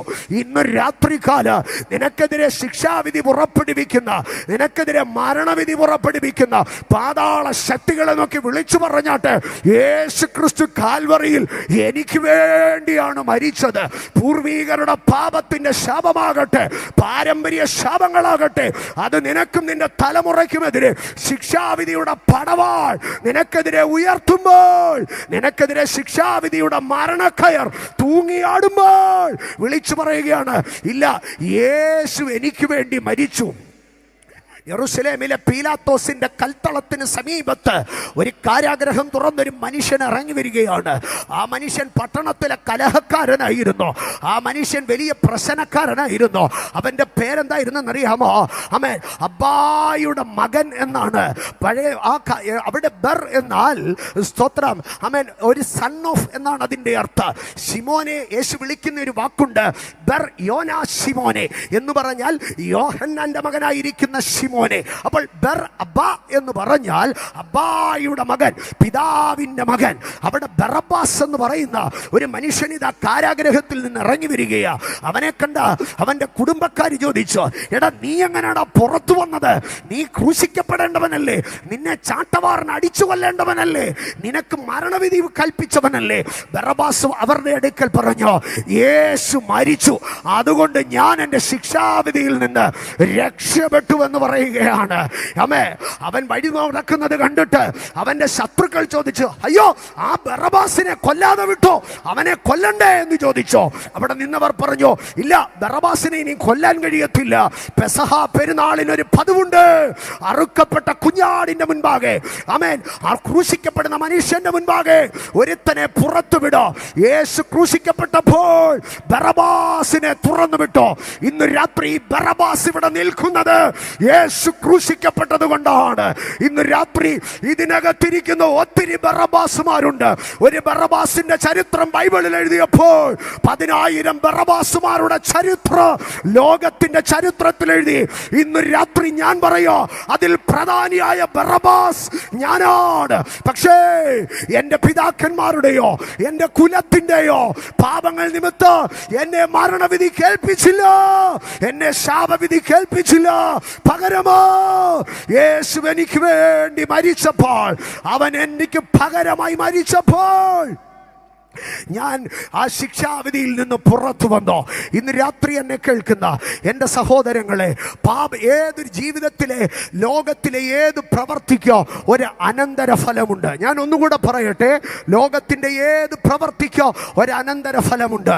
അതുകൊണ്ടാണ് പറയുന്നത് പാപത്തിൻ്റെ ശമ്പളം മരണമാണ്. എൻ്റെ സഹോദരങ്ങളെ, പാപത്തിനൊരു യജമാനനുണ്ട്, അവൻ പിശാചാണ്. പാപത്തിൻ്റെ യജമാനനായിരിക്കുന്ന പിശാച് പാപമെന്ന അടിമപ്പണി ഒരു മനുഷ്യനെ കൊണ്ട് ചെയ്യിപ്പിച്ചിട്ട് അതിന്റെ ശമ്പളം വാങ്ങുവാൻ പറയോ. അമേ, എന്നാൽ യേശു കർത്താവ് എനിക്കും നിങ്ങൾക്കും വേണ്ടി കാൽവറിയുടെ കൊലക്കളത്തിൽ സ്തോത്ര ക്രൂശിന്മേൽ കയറുമ്പോൾ യേശു കർത്താവ് പറഞ്ഞു, അവൻ ചെയ്ത പാപത്തിന്റെ ശമ്പളം അത് എന്റെ മേൽ ചുമത്തട്ടെ. യെശയ്യാവ് വിളിച്ചു പറഞ്ഞു, നമ്മുടെ അകൃത്യങ്ങളെ അവന്റെ മേൽ ചുമത്തി. പിൽക്കാലത്ത് പത്രോസ് യേശു കർത്താവ് ഗബത്തയിൽ നിന്ന് ഗോൽഗോത്തയിലേക്ക് മരക്കുരിശും ചുമന്ന് പോകുന്നതിനെ കണ്ടിട്ട് വിളിച്ചു പറഞ്ഞു, അവൻ കുരിശുമരം ചുമന്നുകൊണ്ടല്ല, അവൻ നമ്മുടെ പാപങ്ങളെ ചുമന്നുകൊണ്ട് കുരിശിന്മേൽ കയറി. അമേ, ഇന്ന് രാത്രി എത്ര പേർ വിശ്വസിക്കുന്നു എൻ്റെ പാപത്തിന്റെ പ്രായശ്ചിത്ത യേശു കാൽവറിയിൽ ഏറ്റെടുത്തു? യോഹന്നാന്റെ 1-ാം ലേഖനം 2-ാം അധ്യായം 1-ാം വാക്യത്തിൽ അപ്പോസ്തലൻ എഴുതുകയാണ്, കുഞ്ഞുങ്ങളെ, നിങ്ങൾ പാപം ചെയ്യാതിരിക്കേണ്ടതിന് ഞാൻ നിങ്ങൾക്കിത് എഴുതുന്നു. അടുത്ത വാക്യത്തിൽ ഇങ്ങനെയാണ് എഴുതിയിരിക്കുന്നത്, അവൻ നമ്മുടെ പാപങ്ങൾക്ക് പ്രായശ്ചിത്തമാകുന്നു. He is the propitiation for our sin. അവൻ നമ്മുടെ പാപങ്ങൾക്ക് പ്രായശ്ചിത്തമാണ്. യേശു ക്രിസ്തുവേശു മരിച്ചു എന്ന് പറഞ്ഞാൽ എൻ്റെ പെനാൽറ്റി അവൻ അടച്ചോ, എൻ്റെ മരണവിധി അവൻ ഏറ്റെടുത്തോ, എൻ്റെ ശിക്ഷ അവൻ ഏറ്റെടുത്തോ. ഇന്ന് രാത്രി യേശുവിൻ്റെ കാൽവറിയെ കണ്ട മനുഷ്യൻ വിളിച്ചു പറഞ്ഞാട്ടെ, യേശുവിൻ്റെ കാൽവറിയെ അനുഭവിച്ചവൻ വിളിച്ചു പറഞ്ഞാട്ടെ, ശിക്ഷകൾ പോയി, ഞാൻ സ്വതന്ത്രനായി. എൻ്റെ സഹോദരങ്ങളെ, യോഹന്നാന്റെ സുവിശേഷം 11-ാം അധ്യായം, യേശു മരണത്തിൻ്റെ 4-ാം നാൾ ബെഥാനിയിലെ കല്ലറയിൽ ചെന്ന് ലാസറിനെ പേര് വിളിച്ച് പുറത്തു കൊണ്ടുവന്ന് കല്ലുരുട്ടി മാറ്റി കെട്ടഴിച്ചവൻ്റെ സഹോദരിമാർക്ക് തിരികെ കൊടുത്ത നാൾ. അത് കേട്ടിട്ട് പരീശന്മാരും മൂപ്പന്മാരും ശാസ്ത്രിമാരും ആകെ ആശങ്കാകുലരായി. അവരെല്ലാവരുടെ യോഗം കൂടി. ആ യോഗം കൂടിക്കൊണ്ടിരുന്നപ്പോൾ അന്നത്തെ കൂറിൻ പ്രകാരം മഹാപുരോഹിതനായിരിക്കുന്ന കയ്യഫാവ് യോഹന്നാന്റെ സുവിശേഷം 11:50 അത് രേഖപ്പെടുത്തിയിട്ടുണ്ട്. കയ്യഫാവ് എന്ന മഹാപുരോഹിതൻ പെട്ടെന്ന് വിളിച്ചിട്ട് പറഞ്ഞു, ജനം മുഴുവനും നശിച്ചു പോകാതെ വണ്ണം ഒരു മനുഷ്യൻ ജാതിക്ക് വേണ്ടി മരിക്കുന്നത് നല്ലത് എന്ന് പറഞ്ഞു. സ്തോത്ര. ആമേൻ. അടുത്ത വാക്യത്തിൽ യോഹന്നാൻ ഇത് എഴുതി വെച്ചോ, കയ്യഫാവ് ആള് ശരിയല്ലെങ്കിലോ അവന്റെ മേൽ കിടക്കുന്ന പൗരോഹിത്യത്തിന്റെ അങ്കി അകത്ത് കിടക്കുന്നത് കൊണ്ട് അവൻ പറഞ്ഞ വാക്ക് പ്രവചനമായിരുന്നു. അവൻ യേശുവിനെ ക്രൂശിക്കാൻ നിന്നത് അവന്റെ താല്പര്യമെങ്കിലോ അതിന്റെ അകത്ത് മറഞ്ഞു കിടന്ന ഒരു ദൈവ പദ്ധതി ഉണ്ടായിരുന്നു. അവൻ ഒരുവൻ മരിച്ചാൽ ജനം മുഴുവൻ നശിച്ചു പോകാതെ ഒരു ജാതിക്ക് വേണ്ടി അവൻ മരിക്കുക. എത്ര ഭയങ്കരമായിട്ടാണ് കയ്യഫാവ് അത് പറഞ്ഞതെന്നറിയാമോ? ജനം മുഴുവനും നശിച്ചു പോകാതിരിക്കേണ്ടതിന് ജാതിക്ക് വേണ്ടി ഒരുവൻ മരിക്കട്ടെ എന്ന് പറഞ്ഞാൽ യഹൂദന്റെ കൺസെപ്റ്റിൽ യഹൂദന് വേണ്ടിയാണ് മിശിഹ. എന്നാൽ അവിടെ പറയുകയാണ്, ജനം മുഴുവനും നശിച്ചു പോകാതെ ജാതിക്ക് വേണ്ടി ഒരുവൻ മരിക്കട്ടെ. യേശു കർത്താവിന്റെ കാൽവരി മരണം എന്റെയും നിങ്ങളുടെയോ ശിക്ഷകളെ പോക്കേണ്ടതിനായിരുന്നു. ആമേൻ. അതുകൊണ്ടാണ് യേശു കർത്താവിന്റെ ജനനത്തെ കുറിച്ച് സ്വർഗത്തിലെ ദൈവത്തിന്റെ പദ്ധതിയെ ലോകപ്രസിദ്ധമായിരിക്കുന്ന ദൈവവചന ഭാഗ യോഹന്നാന്റെ സുവിശേഷം 3:16 പറഞ്ഞു, തന്റെ ഏകജാതനായ പുത്രനിൽ വിശ്വസിക്കുന്ന ഏതെങ്കിലും ചിലരല്ല, ഒരുത്തനും നശിച്ചു പോകാതെ നിത്യജീവൻ പ്രാപിക്കേണ്ടതിന്. അങ്ങനെയെങ്കിൽ യേശുവിന്റെ കാൽവറി മരണോ എൻ്റെ നാശത്തിൽ നിന്ന്, എൻ്റെ ശിക്ഷാവിധിയിൽ നിന്നുള്ള വിടുതലാണ്. എന്നാൽ കയ്യഫാവ് പറഞ്ഞ വാക്കിനോട് യോഹന്നാൻ അപ്പോസ്തലൻ അടുത്ത വാക്കിനെ ചേർത്ത് പറഞ്ഞു. യോഹന്നാൻ 11:52 അവിടെ ഇങ്ങനെയാണ് പറയുന്നത്, ആമേൻ, ജനത്തിന് വേണ്ടി മാത്രമല്ല ചിതറിയിരിക്കുന്ന ദൈവമക്കളെ ഒന്നായി ചേർക്കേണ്ടതിനും തന്നെ. അപ്പോ യേശു കർത്താവിന്റെ കാൽവറി മരണം ഒന്ന്, സ്തോത്ര, ദൈവത്തിന്റെ സ്നേഹത്തിന്റെ നീതിയുടെ കൃപയുടെ പ്രദർശനമാണ്. 2, യേശു ക്രിസ്തുവിന്റെ കാൽവറി മരണം എന്റെയും നിങ്ങളുടെയും ശിക്ഷാവിധി മാറ്റിയതാണ്. 3, യോഹന്നാൻ പറയുകയാണ്, അവൻ ചിതറിയിരിക്കുന്ന ദൈവമക്കളെ ഒന്നാക്കി ചേർക്കേണ്ടതിനാണ്. എന്താണ് ഈ ഒന്നാക്കി ചേർക്കുക എന്നുള്ളത്? അത് കാലസമ്പൂർണതയുടെ വ്യവസ്ഥയാണ്. ഒന്നാക്കി ചേർക്കുക എന്നുള്ളത് യേശു കർത്താവിന്റെ കാൽവറി മരണത്തിൽ ഒരു ഏകീകരണം നടന്നു. ഞാൻ ഇങ്ങനെ പറയാം, 2 ഏകീകരണങ്ങൾ നടന്നു. യേശു കർത്താവിന്റെ കാൽവറി മരണത്തിൽ നടന്ന 2 ഏകീകരണങ്ങൾ റോമാലേഖനം 5-ാം അധ്യായത്തിലേക്ക് കടന്നു വരുമ്പോൾ റോമാലേഖനം 5-ാം അധ്യായം അതിന്റെ 10-ാം വാക്യത്തിൽ പറയുകയാണ്, ശത്രുക്കളായിരിക്കുമ്പോൾ തന്നെ നമുക്കവൻ്റെ പുത്രൻ്റെ മരണത്താൽ ദൈവത്തോട് നിരപ്പ് വന്നുവെങ്കിൽ, ദൈവത്തോട് നിരപ്പ് വന്നോ, ദൈവത്തോട് നമ്മളെ അടുപ്പിച്ചോ. പിൽക്കാലത്ത് കൊലോസ്യ ലേഖനത്തിൽ പൗലോസ് വളരെ വിശദമായിട്ടത് പറയുന്നുണ്ട്. എന്താണ് എഴുതിയിരിക്കുന്നതെന്ന് അറിയാമോ? മുമ്പേ മനസ്സുകൊണ്ടാകുന്നവരും മനസ്സുകൊണ്ടാകുന്നവരും ശത്രുക്കളുമായിരുന്ന നമ്മളെ അവൻ്റെ മുമ്പിൽ വിശുദ്ധരും നിഷ്കളങ്കരോ കുറ്റമില്ലാത്തവരുമാകേണ്ടതിന് തൻ്റെ ജഡശരീരത്തിൽ അവൻ നമ്മെ എന്ത് ചെയ്തു? ദൈവത്തോട് നിരപ്പിച്ചു. ദുഷ്പ്രവർത്തികളാൽ മനസ്സുകൊണ്ടാകുന്നവരും ശത്രുക്കളുമായിരുന്ന നമ്മെ ദൈവത്തോട് അടുപ്പിച്ചു. അപ്പോൾ ദൈവവും മനുഷ്യനും തമ്മിൽ എന്തായിരുന്നു? ഒരു വലിയ വിടവായിരുന്നു. അപ്പോൾ ഞാൻ ചോദിക്കാം, എന്താണ് ദൈവവും മനുഷ്യനും തമ്മിൽ വിടവുണ്ടാകുവാൻ കാരണം? ആരാണ് ആ വിടവ് ഉണ്ടാക്കി തീർത്തത്? യെശയ്യാ പ്രവചനം 59-ാം അധ്യായത്തിൽ പ്രവാചകൻ വിളിച്ചു പറഞ്ഞു, കേൾപ്പാൻ കഴിയാതെ വണ്ണം അവൻ്റെ ചെവി മന്ദമായിട്ടില്ല, പ്രവർത്തിപ്പാൻ കഴിയാതെ വണ്ണം അവൻ്റെ കരം കുറുതായിട്ടില്ല. പക്ഷേ മാനവൻ്റെ അകർഥ്യം, അവൻ്റെ പാപം ദൈവത്തെയും മനുഷ്യരെയും തമ്മിൽ ഭിന്നിപ്പിച്ചുവെന്ന്. അപ്പോൾ കാൽവറി മരണത്തിൽ കാൽവറി മരണത്തിൽ യേശുക്രിസ്തു നിരപ്പിക്കുകയാണ്. എന്ന് പറഞ്ഞാൽ അകന്നുപോയ പിതാവിനെയോ മക്കളെയും തമ്മിൽ യേശുക്രിസ്തു അടുപ്പിക്കുകയാണ്. അതുകൊണ്ടാണ് എബ്രായ ലേഖനത്തിൽ പൗലോസ് പറഞ്ഞു, അവൻ അനേക പുത്രന്മാരെ ദൈവത്തിൻ്റെ തേജസ്സിലേക്ക് അടുപ്പിക്കുകയായിരുന്നെന്ന്. അപ്പോൾ കാൽവറിയുടെ കൊലക്കളത്തിൽ യേശു കർത്താവ് മരിക്കുമ്പോൾ ദൈവത്തോട് മനുഷ്യനെ അടുപ്പിക്കുകയായിരുന്നു. പൗലോസിൻ്റെ വാക്കുകളിൽ അത് വളരെ ഘനഗാംഭീര്യമുള്ളതാണ്. പക്ഷെ പത്രോസ് വളരെ വളരെ സിമ്പിളായിട്ടാണ് ആ കാര്യം പറയുന്നത്. പത്രോസിൻ്റെ 1-ാം ലേഖനം 3-ാം അധ്യായം അതിൻ്റെ 18-ാം വാക്യത്തിൽ പറയുന്നത് ഇങ്ങനെയാണ്: ക്രിസ്തുവും നമ്മെ ദൈവത്തോട് അടുപ്പിക്കേണ്ടതിന് നീതിമാനായി നീതികെട്ടവർക്ക് വേണ്ടി പാപം നിമിത്തം ഒരിക്കൽ കഷ്ടമനുഭവിച്ചോ, ജഡത്തിൽ മരണശിക്ഷ ഏൽക്കുകയോ ആത്മാവിൽ ജീവിപ്പിക്കപ്പെടുകയും ചെയ്തു.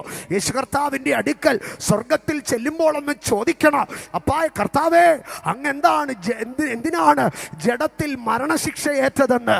യേശു കർത്താവ് വിളിച്ചു പറയുക, നിന്നെ ഈ അപ്പൻ്റെ അടുക്കൽ ഒന്ന് കൊണ്ടുവരാൻ. ആമേ. ക്രിസ്തുവും നമ്മെ ദൈവത്തോട് അടുപ്പിക്കേണ്ടതിന് നീതിമാനായി നീതികെട്ടവർക്ക് വേണ്ടി പാപം നിമിത്തം ഒരിക്കൽ കഷ്ടമനുഭവിച്ചോ, ജഡത്തിൽ മരണശിക്ഷ ഏൽക്കുകയോ ആത്മാവിൽ ജീവിപ്പിക്കപ്പെടുകയും ചെയ്തു. ഗത്സമനയിലെ അതിവ്യഥയിലായി പാറപ്പുറത്ത് മുഴങ്കാലിട്ട് രക്തം വിയർത്ത യേശുവേ, അങ്ങ് എന്തിനാണ് ഈ കഷ്ടം അനുഭവിച്ചത്? ഗബത്തയുടെ കൽത്തളത്തിൽ മുക്കാലിൽ കെട്ടിയിട്ട് മുച്ചൂടും മുടിക്കുന്ന ഇളവ് പുറമുഴവുചാൽ പോലെ വലിച്ചു കീറുമ്പോൾ താടിരോമങ്ങൾ പിച്ചിപ്പറിക്കുമ്പോൾ മഹാപുരോഹിതന്റെ വീട്ടിൽ നേരം വെളുക്കുന്നതിന് മുന്നമേ കണ്ണുകെട്ടി മുഷ്ടികുത്തി ഇടിച്ച് പ്രവചിക്കെന്ന് പറഞ്ഞ് പരിഹസിക്കുന്ന വേദനകളെ ഏൽക്കുമ്പോൾ ആ കുറേനക്കാരൻ പോലും വിട്ടിട്ട് പോകുമ്പോഴോ വലിഞ്ഞു മരക്കുരിശുമെന്ന് നീ കാൽവറിയിലേക്ക് കടന്നുപോയത് എന്തിനാനാഥാ ഈ കഷ്ടമെല്ലാം അനുഭവിച്ചത്? യേശു ശാന്തമായി ഇങ്ങനെ മറുപടി പറയോ, അല്ലെങ്കിൽ ഈ അപ്പൻ്റെ അടുക്കലേക്ക് നീ വരത്തില്ലെന്ന് എനിക്കറിയാം. ഈ അപ്പൻ്റെ അടുക്കലേക്ക് നിന്നെ കൊണ്ടുവരേണ്ടതിനാണ് ഞാൻ ഇത് അനുഭവിച്ചത്. അതുകൊണ്ടാണ് യേശു കർത്താവ് കാൽവറിയുടെ കൊലക്കളത്തിൽ എലോഹി എലോഹി ലമ്മാ ശബക്താനി എന്ന് ഉറക്കെ നിലവിളിച്ച് നിവർത്തിയായി എന്ന് പറഞ്ഞ് ആത്മാവിനെ പിതാവിൻ്റെ കരങ്ങളിൽ ഏൽപ്പിക്കുമ്പോൾ ദൈവാലയത്തിൻ്റെ തിരശീല മേൽ തൊട്ട് കീഴ്വരെ രണ്ടായി ചിന്തിപ്പോയി. അതപ്പോൾ യേശു തൻ്റെ ശിഷ്യന്മാരുടെ അടുക്കൽ ഞാൻ തന്നെ വഴിയാകുന്നുവെന്ന് പറഞ്ഞ് തൻ്റെ വാഗ്ദത്ത തൻ്റെ ജീവനുള്ള ദേഹമെന്ന തിരശീല ചിന്തിക്കൊണ്ട് പിതാവിൻ്റെ അടുക്കലേക്കൊരു പ്രവേശനത്തെ നൽകി. അപ്പോൾ സ്വർഗത്തെയും ഭൂമിയെയും നിരപ്പിച്ച് ദൈവത്തിൻ്റെ അടുക്കലേക്ക് മനുഷ്യനെ കൊണ്ടുപോവുകയാണ്. എൻ്റെ സഹോദരങ്ങളെ, വ്രതം നോറ്റ് കഷ്ടമേറ്റ് ശയനപ്രദക്ഷിണം നടത്തി മല കയറി ദൈവത്തെ അന്വേഷിക്കുന്ന മാനവരാശിയുടെ വ്യഥ കണ്ടിട്ട് സ്വർഗത്തിലെ ദൈവം തൻ്റെ പൊന്നോമന പുത്രനെ കാൽവറിയുടെ കൊലക്കളത്തിൽ ആകാശത്തിനും ഭൂമിക്കും മധ്യേ മരണത്തിന് ഏൽപ്പിച്ച് കൊടുത്തിട്ട് പറഞ്ഞു, നീ ദൈവത്തെ അന്വേഷിക്കാൻ തീർത്ഥയാത്ര ചെയ്യണ്ട, നീ ദൈവത്തെ അന്വേഷിക്കാൻ ശയനപ്രദക്ഷിണം പ്രദക്ഷിണം ചെയ്യണ്ട, നീ ദൈവത്തെ അന്വേഷിക്കാൻ ശൂലം കുത്തണ്ട, നീ ദൈവത്തെ അന്വേഷിക്കാൻ തൊലിയൊരിക്കണ്ട, നീ ദൈവത്തെ അന്വേഷിക്കാൻ നിനക്ക് വേണ്ടി മരിച്ച യേശു ക്രിസ്തു തൻ്റെ ദേഹമെന്ന തിരശീല ചീന്തി നിനക്ക് വേണ്ടി തുറന്ന പുതുവഴിയിലൂടെ അകത്തേക്ക് കയറിയാൽ മതി. പക്ഷേ എൻ്റെ സഹോദരങ്ങളെ, യേശു കർത്താവ് മരിക്കുമ്പോൾ ദൈവാലയത്തിലെ തിരശീല രണ്ടായി ചീന്തി. എന്നാൽ വിശുദ്ധ പൗലോസ് എഫെസ്യർക്ക് ലേഖനം എഴുതുമ്പോൾ തിരശീലയ്ക്കപ്പുറം മറ്റൊരു കാര്യം കൂടെ പറയുന്നുണ്ട്. അത് എന്താണെന്നറിയാമോ? എഫെസ്യ ലേഖനം 2-ാം അധ്യായം അതിൻ്റെ 14-ാം വാക്യത്തിൽ പറയുകയാണ്, അവൻ നമ്മുടെ സമാധാനം. യേശുവും സമാധാനവുമായി ബന്ധപ്പെട്ട് 3 പദങ്ങളാണ്. ഒന്ന്, അവൻ നമുക്ക് സമാധാനം നൽകും. 2, അവൻ നമുക്ക് സമാധാനം ഉണ്ടാക്കും. 3, അവൻ തന്നെ നമ്മുടെ സമാധാനമാകുക. യേശു അടച്ചിട്ട മുറിയിൽ ശിഷ്യന്മാരുടെ അടുക്കൽ പറഞ്ഞു, എൻ്റെ സമാധാനം നിങ്ങൾക്ക് തന്നേച്ചു പോകുന്നു. കൊലോസ്യ ലേഖനം 1-ാം അധ്യായത്തിൽ പറഞ്ഞു, അവൻ ക്രൂശിൽ ചൊരിഞ്ഞ രക്തം കൊണ്ട് സമാധാനം ഉണ്ടാക്കി. എന്നാൽ എഫെസ്യ ലേഖനം 2:14 പറയുകയാണ്, അവൻ തന്നെ നമ്മുടെ സമാധാനമാവുകയാണ്. എന്നിട്ട് അടുത്ത വാക്യം ഇങ്ങനെയാണ് പറയുന്നത്, അവൻ ഇരുപക്ഷത്തെയും ഒന്നാക്കി. അവിടെ ദൈവവും മനുഷ്യനും തമ്മിലല്ല ഒരു ഏകീകരണം ഉണ്ടായത്, അവൻ ഇരുപക്ഷത്തെയും ഉണ്ടാക്കി. എന്നിട്ട് അടുത്തത് പറയുകയാണ്, സ്തോത്ര, ചട്ടങ്ങളും കൽപ്പനകളുമായ ന്യായപ്രമാണമെന്ന ശത്രുത്വം തന്റെ ജഡത്താൽ നീക്കി. അടുത്തത്, വേർപാടിൻ്റെ നടുച്ചുവർ ഇടിച്ചു കളഞ്ഞുവെന്ന്. എന്താണ് ഈ വേർപാടിൻ്റെ നടുച്ചുവർ? സ്തോത്ര, ശലോമോൻ പണിത ദൈവാലയത്തിനപ്പുറം, സെരൂബാബേലിൻ്റെ ദൈവാലയത്തിനപ്പുറം, ആമേൻ, ഹെരോദാവ് വന്ന് ദൈവാലയത്തെ പുതുക്കി പണിതു. വാണിജ്യാടിസ്ഥാനത്തിൽ തീർത്ഥാടകർക്ക് വന്ന് പ്രവേശിക്കത്തക്കവണ്ണം യെരൂശലേം ദൈവാലയത്തെ പുതുക്കി പണിതു. എന്നാൽ യഹൂദന്മാർക്ക് എല്ലാവരും ആലയത്തിലേക്ക് കടന്നു വരുന്നത് ഇഷ്ടമല്ലാത്തത് കൊണ്ട് ജാതികൾക്ക് വേണ്ടി ഒരു പ്രത്യേക സ്ഥലം ക്രമീകരിച്ചു. ആ പ്രത്യേക മതിൽക്കെട്ടിനകത്ത് ഒരു യഹൂദ കുഷ്ഠരോഗിക്ക് പോലും കയറാമായിരുന്നു. യഹൂദ കുഷ്ഠരോഗിയെക്കാട്ടിലും പുറത്തായിരുന്ന ആരെന്നറിയാമോ? വിജാതീയൻ. ആ വലിയതായൊരു മതിലുണ്ടായിരുന്നു. ആ മതിലിലായിരുന്നു ബ്യൂട്ടി ഗേറ്റ്, സുന്ദരം ഗോപുരം ഇരുന്നത്. ആ മതിലിന് സോഗർ വാൾ എന്നാണ് പറഞ്ഞത്. അപ്പോൾ പൗലോസ് എപ്പോഴും ദൈവാലയത്തിൽ ഈ സോഗർ വാൾ കണ്ടിട്ടുണ്ട്. ജാതികൾക്കകത്തേക്ക് പ്രവേശിപ്പാൻ കഴിയാതെ യഹൂദന്മാർക്ക് മാത്രം അകത്തേക്ക് പ്രവേശിപ്പാൻ കഴിയുന്നതായ ദൈവാലയത്തിൻ്റെ മുമ്പിലെ മതിൽക്കെട്ട്. പക്ഷേ പൗലോസ് ലീഹ അവിടെ ലേഖനം എഴുതുകയാണ്, യേശു കർത്താവിൻ്റെ കാൽവറി മരണത്തിൽ യഹൂദനെയും ജാതികളെയും തമ്മിൽ വേർതിരിച്ചിരുന്നതായ ആ സോഗർ വാൾ, ആ വേർപാടിന്റെ നടുച്ചുവർ, അത് ഇടിച്ചു കളഞ്ഞുമെന്ന്. അപ്പോൾ യേശുവിന്റെ കാൽവറി മരണത്തിൽ തിരശീല ചീന്തപ്പെടുമ്പോൾ ദൈവവും മനുഷ്യനും തമ്മിൽ ഒരു ഐക്യമുണ്ടായി. 2, വേർപാടിന്റെ നടുച്ചുവർ ഇടിച്ചു കളയുമ്പോൾ മനുഷ്യനെയും കൂടെ ദൈവം എന്താക്കി തീർത്തെന്നറിയാമോ? ഒന്നാക്കി തീർത്തു. എൻ്റെ സഹോദരങ്ങളെ, യേശു കർത്താവ് ഭൂമിയിലേക്ക് കടന്നു വന്ന് യേശു കർത്താവിൻ്റെ ഉയർപ്പിനനന്തര യേശു കർത്താവ് സമാധാനം നൽകിയ 4 ഭാഗങ്ങൾ പ്രധാനമായി കാണാൻ കഴിയുക. ഒന്ന്, യേശുവിനെ നഷ്ടപ്പെട്ട നിരാശയിലായ മറിയത്തിന് യേശു സമാധാനം നൽകി. 2, ഭയപ്പെട്ട് കതകിനടച്ച് ഒളിച്ചിരുന്ന ശിഷ്യന്മാർക്ക് സമാധാനം നൽകി. 3, വിശപ്പ് കൊണ്ട് തിബര്യാസിലേക്ക് മീൻ പിടിക്കാൻ പോയ ശിഷ്യന്മാർക്ക് യേശു സമാധാനം നൽകി. 4-ാമത്തെ ഭാഗം പറയാനാണ് ഞാൻ 4-ാമതാക്കിയത്. സ്തോത്ര, 2 ശിഷ്യന്മാർ എമ്മവസിലേക്ക് നടന്നു പോകുമ്പോൾ അവർ തർക്കിച്ചുകൊണ്ട് നടന്നു പോവുകയാണ്. തർക്കിച്ചുകൊണ്ട് നടന്നു പോകുന്നവരുടെ കൂടെ യേശു ചേർന്ന് നടക്കാൻ തുടങ്ങി. ആമേൻ. യേശു ചേർന്ന് നടന്നിട്ട് അവരുടെ തർക്കത്തെ ശാസിച്ചു. ഇന്ന് രാത്രി ഞാനൊരു കാര്യം പറയാം. ആമേൻ. ഞാനും നിങ്ങളും തമ്മിൽ ഒരു വഴക്കുണ്ടായെന്നിരിക്കട്ടെ. ആമേൻ. ഇതിൽ യേശു ആരുടെ ഭാഗത്ത് നിൽക്കുക? എൻ്റെ ഭാഗത്ത് നിൽക്കുവോ നിങ്ങളുടെ ഭാഗത്ത് നിൽക്കുവോ? ഞാൻ ഈ വാക്യം വായിച്ചപ്പോഴാണ് ഒരു കാര്യം മനസ്സിലായത്. കർത്താവ് എൻ്റെ ഭാഗത്ത് നിൽക്കത്തില്ല, നിങ്ങളുടെ ഭാഗത്ത് നിൽക്കത്തില്ല. അതുകൊണ്ടാണ് ആ വാക്യത്തിൽ ഇങ്ങനെ എഴുതിയിരിക്കുന്നത്. സ്തോത്ര, ആമേൻ. അവൻ തൻ്റെ ശത്രുത്വം, ന്യായപ്രമാണം എന്ന ശത്രുത്വം തൻ്റെ ജഡത്താൽ നീക്കി വേർപാടിൻ്റെ നടുച്ചുവർ ഇടിച്ചു കളഞ്ഞത് സമാധാനമുണ്ടാക്കി ഇരുപക്ഷത്തെയും തന്നിലൊരു പുതുമനുഷ്യനാക്കി സൃഷ്ടിപ്പാൻ.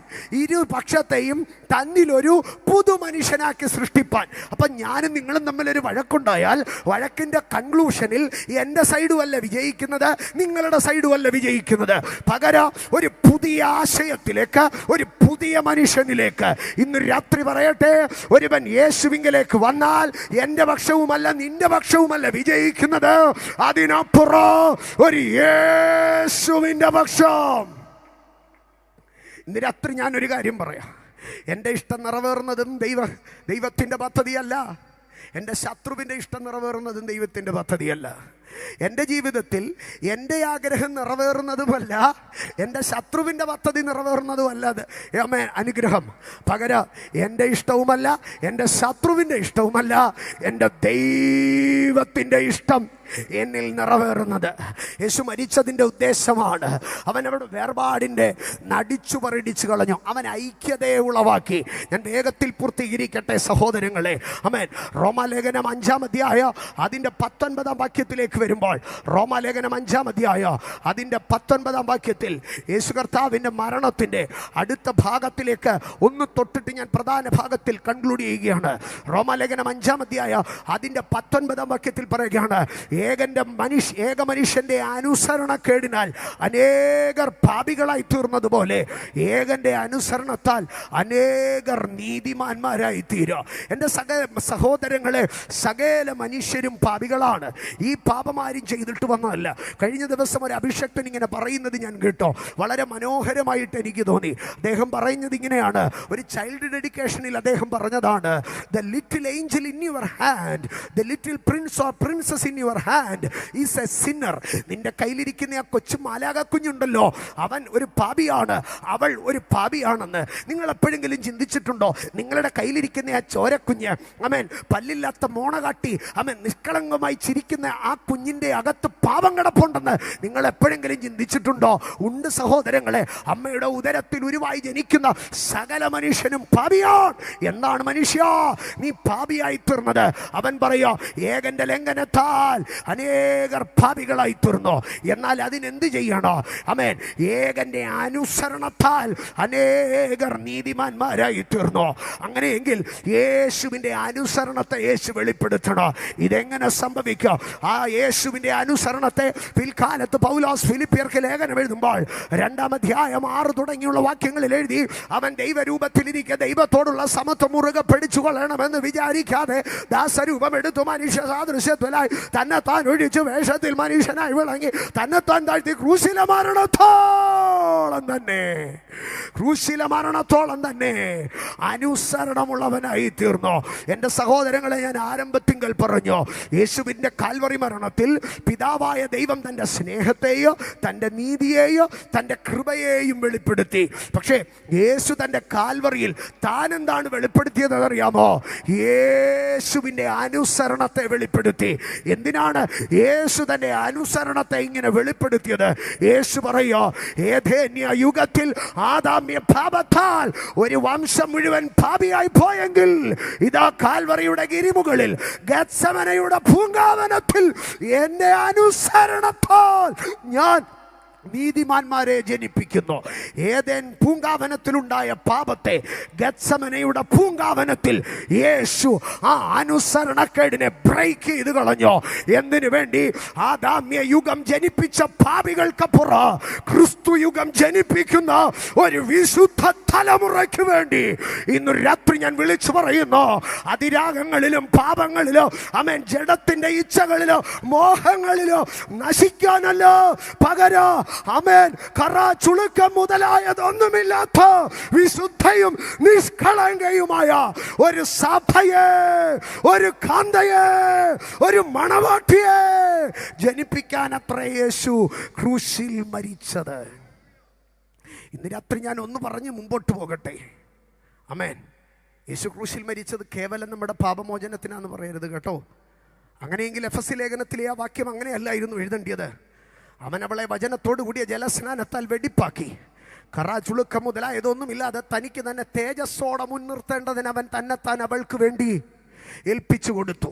അപ്പം കേവലം പാപമോചനമല്ല, മാനസാന്തരമല്ല, അതിനപ്പുറം സ്നാനത്തിൽ കൂടെ വെടിപ്പാക്കപ്പെട്ട ദൈവസഭ കറ ചുളുക്കം മുതലായതൊന്നുമില്ലാതെ തേജസ്സോടെ തൻ്റെ ഒപ്പം നിൽക്കേണ്ടതിനാണ് യേശു എന്ത് ചെയ്തത്? കാൽവറിയിൽ മരിച്ചത്. ഇന്ന് രാത്രി എത്ര പേർക്ക് പറയാൻ കഴിയോ?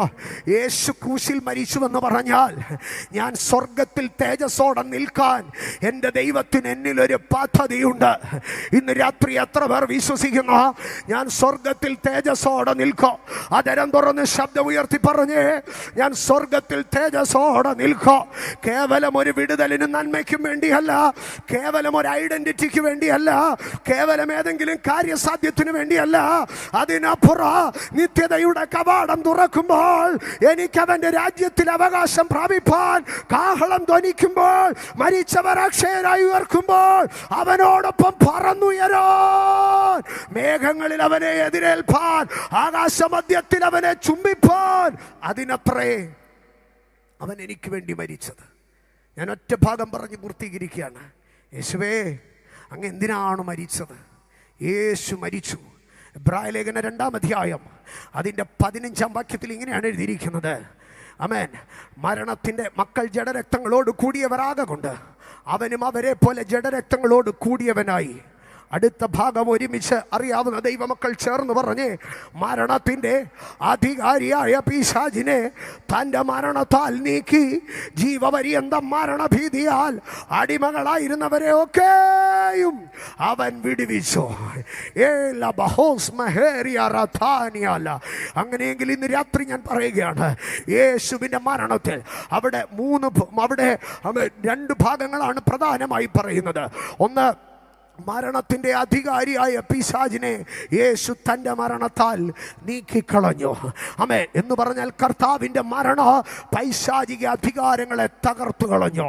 യേശു കർത്താവ് പത്മോസിൻ്റെ ദ്വീപിൽ യോഹന്നാൻ്റെ അരികിൽ 7 നക്ഷത്രങ്ങൾ വലം കയ്യിൽ പിടിച്ച് 7 നിലവിളക്കുകളുടെ നടുവിൽ തേജോമയനായി ഇറങ്ങി വന്ന് അടുത്തു നിന്ന് മരിച്ചവനെ പോലെ വീണ യോഹന്നാനെ തോളത്ത് തട്ടി എഴുന്നേൽപ്പിച്ചിട്ട് ഇങ്ങനെ പറഞ്ഞു, യോഹന്നാൻ, ഞാൻ മരിച്ചവനായിരുന്നു, പക്ഷേ ഇപ്പോൾ മരണത്തിൻ്റെയും പാതാളത്തിൻ്റെയും താക്കോൽ എൻ്റെ കൈവശമുണ്ട്. എന്ന് പറഞ്ഞാൽ എൻ്റെ മരണം മുഖാന്തരം പൈശാചിക അവകാശങ്ങൾ മരണത്തിന്മേൽ കിടന്നത് അത് തകർക്കപ്പെട്ടു. ഇന്ന് രാത്രി ദൈവത്തിൻ്റെ പൈതലേ, സംഹാരകൻ നിന്നെ കടന്നുപോയി. ഇനി നീ ഫറവോന് അടിമയല്ല, ഇനി നീ മരണത്തിന് അടിമയല്ല. കാരണം യേശുവിൻ്റെ മരണത്താൽ അവൻ മരണത്തിൻ്റെ അധികാരിയെ നീക്കിക്കളഞ്ഞു. എന്നാൽ ആ വാക്യം ഇങ്ങനെയാണ് അവസാനിക്കുന്നത്. അവൻ്റെ മരണത്താൽ മരണത്തിൻ്റെ അധികാരിയായ പിശാചിനെ അവൻ നീക്കിക്കളഞ്ഞിട്ട് അടുത്ത ഭാഗം ഇങ്ങനെയാണ് എഴുതിയിരിക്കുന്നത്. അവൻ വിടുവിച്ചു എന്നാണ് എഴുതിയിരിക്കുന്നത്. യേശുവിൻ്റെ മരണത്തിനകത്ത് എൻ്റെ വിടുതലുണ്ട്. എത്ര പേർ വിശ്വസിക്കുന്നു? യേശുവിൻ്റെ മരണത്തിനകത്ത് എനിക്കൊരു വിടുതലുണ്ട്. ഇന്ന് രാത്രി കണ്ണുകളെ അടച്ചാദരം തുറന്ന് പറഞ്ഞോട്ടെ, യേശു ക്രിസ്തു മരിച്ചിട്ട് ഉയർത്തെഴുന്നേറ്റവൻ, പിതാവിൻ്റെ വലത്തുഭാഗത്തിരുന്നവൻ, എനിക്ക് വേണ്ടി പക്ഷപാതം ചെയ്യുന്നവൻ, താമസം വിനാ മധ്യാകാശത്തിൽ വന്ന് എന്നെ തൻ്റെ മണവാട്ടിയായി ചേർത്തുകൊള്ളുന്നവൻ, നിത്യതയുടെ മണിയറ തുറന്ന് എന്നെ അതിനകത്ത് കൊണ്ടുപോയി തൻ്റെ വട്ടമഹിഷിയായി ഇരുത്തുന്നവൻ. എന്നാൽ ഇന്ന് രാത്രി എനിക്കൊരു ഉറപ്പുണ്ട്. ആമേൻ. മരണത്തിൻ്റെ അധികാരിയായ പിശാചിനെ തൻ്റെ മരണത്താൽ നീക്കിക്കളഞ്ഞ യേശുവിൽ ഞാൻ വിശ്വസിക്കുന്നു. അവൻ എനിക്ക് വേണ്ടി മരിച്ചു. ആകയാൽ എനിക്കെതിരെ അധികാരം പറഞ്ഞു നിൽക്കുന്ന ഒരു പൈശാചിക ശക്തികളും വാഴുകയില്ല, ഒരു ദേശാന്തകാര ശക്തികളും വാഴുകയില്ല, ഒരു മരണ പോരുകളും വാഴുകയില്ല. ഇന്ന് രാത്രി ഈ പന്തലിനകത്ത് വന്നിരിക്കുന്ന ദൈവത്തിന്റെ പൈതലെ, നിനക്കെതിരെ വാഴുന്ന ഏത് ദുർശക്തി ഉണ്ടാകട്ടെ, ഏത് അന്ധകാരത്തിന്റെ താണ്ഡവ മൂർത്തികൾ ഉണ്ടാകട്ടെ, ഇന്ന് രാത്രി യേശു എനിക്ക് വേണ്ടി മരിച്ചുവെന്ന് നീ വിളിച്ചു പറയുമ്പോൾ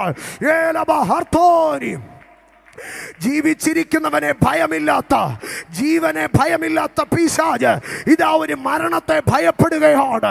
യേശുവിൻ്റെ മരണത്തെ, യേശു എനിക്ക് വേണ്ടി മരിച്ചു. ഇന്നു രാത്രി നിന്റെ മരണത്തെ കൊതിച്ച് ചെയ്തു വെച്ച ഏത് പൈശാചിക തൂണ്ടലുകളാകട്ടെ, നിന്റെ മരണം കാണാൻ വേണ്ടി അഴിച്ചുവിട്ട ഏത് പ്രേതഭൂത പിശാചുക്കളാകട്ടെ, നിന്റെ മരണത്തിനു വേണ്ടി ആസൂത്രണം ചെയ്ത ഏത് ഗൂഢതന്ത്രങ്ങളും പദ്ധതികളുമാകട്ടെ, ഇന്ന് രാത്രി ആത്മാവിൽ നീ ആരാധിച്ച് കയറുമ്പോൾ, യേശു എനിക്ക് വേണ്ടി മരിച്ചുവെന്ന് പറയുമ്പോൾ, മരണത്തിന്റെ അധികാരിയായ പിശാചിനെ, ഘോരനായ പിശാചിനെ,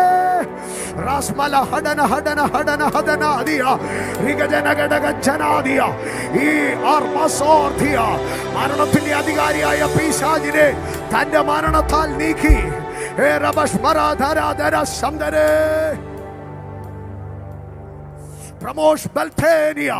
ഇന്ന് രാത്രി യെസ്, നിനക്കെതിരെ നിൽക്കുന്ന ഒരു പൈശാചിക മണ്ഡലമുണ്ടെന്നിരിക്കട്ടെ, നിനക്കെതിരെ അധികാരം പറഞ്ഞു നിൽക്കുന്ന ഒരു ഇരുണ്ട ശക്തി ഉണ്ടെന്നിരിക്കട്ടെ, ഇന്ന് രാത്രി അവൻ ഭയപ്പെടുന്ന ഒരു കാരണം, ഇന്ന് രാത്രി അവൻ ഭയപ്പെടുന്ന ഒന്നാമത്തെ കാരണം യേശു മരിച്ചു എന്നുള്ളതാണ്.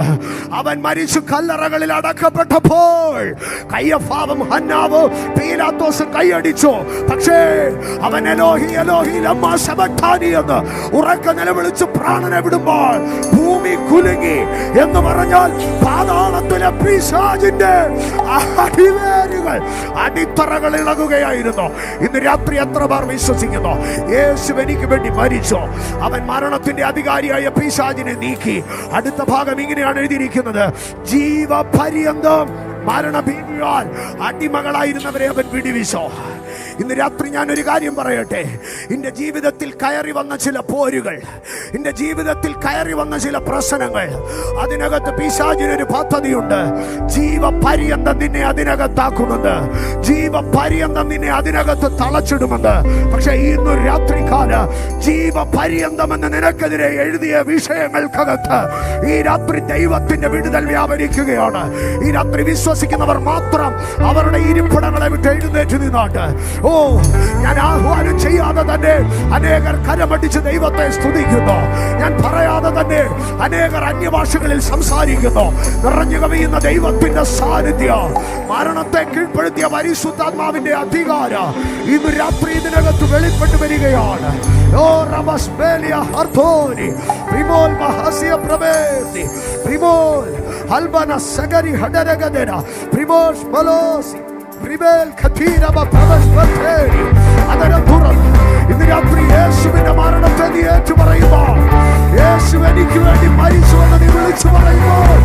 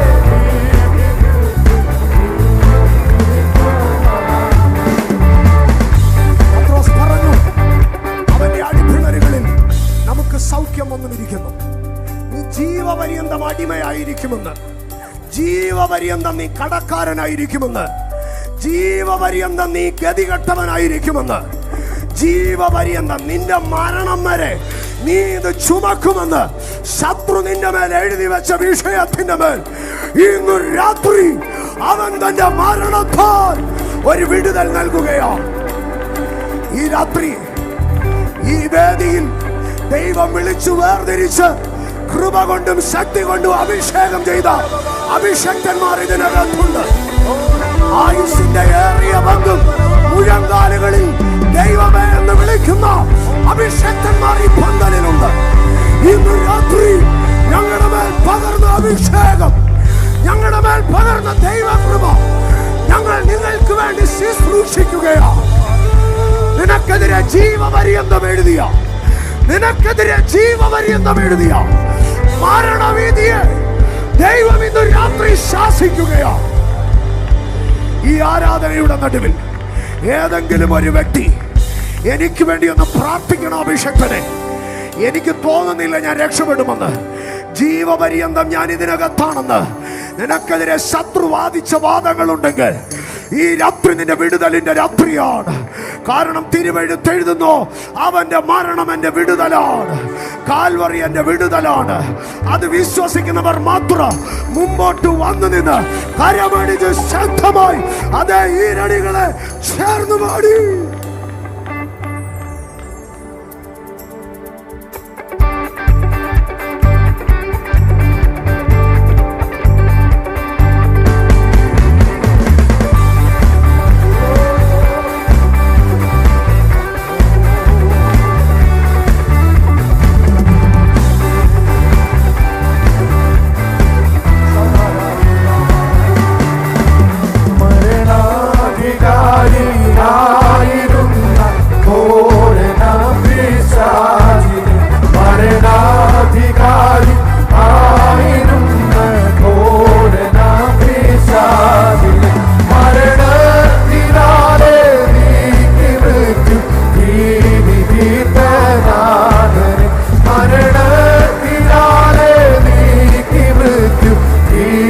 സ്തുതി ചെയ് മനമേ, സ്തുതി ചെയ് മനമേ, നിത്യവും ജീവനാഥൻ യേശുവേ.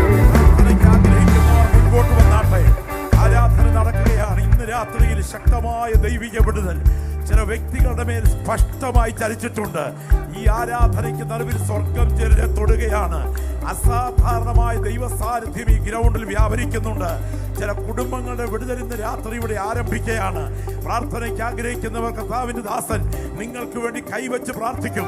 പ്രിയപ്പെട്ടവർ വേഗം മുൻപോട്ട് വന്നാട്ടെ. ദൈവദാസന്മാര് ഇറങ്ങിച്ചെന്ന് പ്രാർത്ഥനയ്ക്ക് താല്പര്യമുള്ളവർ വേഗം മുൻപോട്ട് വന്നാട്ടെ. ഒട്ടും നഷ്ടപ്പെടുത്താതെ, ഒരു മിനിറ്റ് പോലും കളയരുത്. സാമാത്യു പാസ്റ്റർ നിങ്ങൾക്ക് വേണ്ടി ഇപ്പോൾ കൈവച്ച് പ്രാർത്ഥിക്കാൻ തുടങ്ങുകയാണ്. യേശുവിന്റെ നാമത്തിൽ ആഗ്രഹിക്കുന്ന എല്ലാ പ്രിയപ്പെട്ടവരും ആത്മാവിൽ പോരാടുമ്പോൾ നിങ്ങൾ പുറകിൽ മടിച്ചു നിൽക്കരുത്. ആ ദൈവവൃത്തിന്റെ കരം നിങ്ങളുടെ മേൽ വന്നിട്ട് ഇന്ന് രാത്രിയിലെ ദൈവിക വിടുതലുകൾ സ്വർഗം നിങ്ങൾക്കായി ചെയ്യുമെന്ന് ഒരു അസാധാരണ ആത്മസ്പർശനം, അസാധാരണ ആത്മവിടുതൽ, അസാധാരണ വിടുതൽ നിങ്ങളുടെ കുടുംബത്തെ തൊടുന്ന ചില വിടുതലുകൾ ഇന്ന് രാത്രി ആരംഭിക്കുമെന്ന് ബോധ്യമുള്ള പ്രിയപ്പെട്ടവർ, കേവലം കാഴ്ചയ്ക്ക് വന്നവർ വേഗം മടങ്ങട്ടെ. എന്നാൽ പ്രാപിക്കാൻ വന്ന ഒരാൾ പോലും ഈ ഗ്രൗണ്ടിൽ മടങ്ങരുത്. ദൈവദാസന്മാർ എല്ലാവരും ഇറങ്ങിച്ചെന്നാട്ടെ. ശക്തമായി ദൈവദാസന്റെ പ്രാർത്ഥനയ്ക്ക് പിന്തുണ കൊടുത്താട്ടെ. പ്രാർത്ഥിക്കാൻ മടിക്കരുത്. ദൈവാത്മാവ് ഇടപെട്ടിട്ടുള്ളവർ ഇരുട്ടിന്റെ ശക്തികൾ മുഖം വെച്ചു ബന്ധിച്ച് ചില പ്രിയപ്പെട്ടവരുടെ മേൽ അടിമത്വം ഭരിക്കുമ്പോൾ ഇന്ന് രാത്രി ദൈവദാസൻ ജനർക്ക് വേണ്ടി പ്രാർത്ഥിക്കാൻ പോകുന്നു. വേഗം മുൻപോട്ട് വരിക. ദൈവദാസന്മാർ വേഗം ഇറങ്ങി ചെല്ലുക. നമുക്കൊന്നിച്ച് ദൈവത്തെ ആരാധിക്കാം.